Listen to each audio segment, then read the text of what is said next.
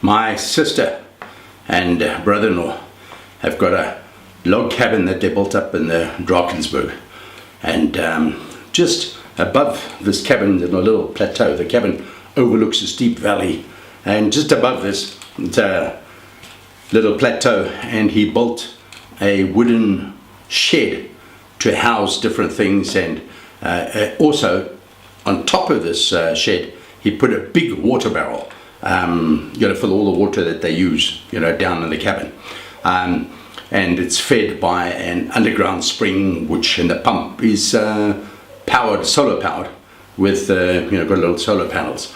But now, to hold this big thing when it's full of water, obviously you have to reinforce the shed. So he first of all built a whole bunch of these steel girders, all around, sort of to strengthen it, then clad it with wood, etc. Just, you don't want that water pressing down and causing the whole shed to fall. Once he had built that, they now had to sort of put a ramp, because it was the bottom of the shed was quite high off the ground, about that high, so they needed to put a ramp. And he had a local farmer, come down, named was Stefan, to help him do this. The farmers, they put fences, they lay bricks, they do everything. So he was there with his laikie. His laikie is, with the Afghans word for little son, laikie. And the only problem is this little guy, his little son is like 6 foot tall, probably weighs 200 pounds. He's the kind of guy, when you played rugby at school and you play for one of these English schools, you don't really want to play the Beckett, School and all those kind of schools, because you meet this kind of guy, and even at 6 foot something, he's probably still the second smallest guy on the team and plays scrum half. But anyway, so my brother realized that he needed something that was in the shed, and of course now this whole thing was wet. The concrete was wet. So the little like, he says, "What do you want?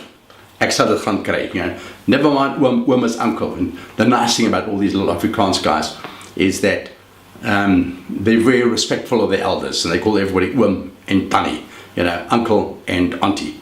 And he says, "I'll get it for you, don't worry." And of course, before anybody can say anything, he leapt up, across this sort of wet concrete. And unfortunately, he didn't see these girders that were sort of just above, about head height, in the doorway, and they were painted black. So he jumped across this thing, all 6 foot of him, and hit his head smack bang on this thing. Of course, he went flying backwards. Luckily, he didn't land on the cement, and there was blood everywhere and everything. And of course, now when you go past the place, you'll notice that on these beams, just about head height, my brother-in-law's put 2 brightly colored pool noodles. He cut them and sort of put them around the steel, cable tied them on, and he's got a big, one of these warning signs with "mind your head." So, never before has the saying of look before you leap be more apt.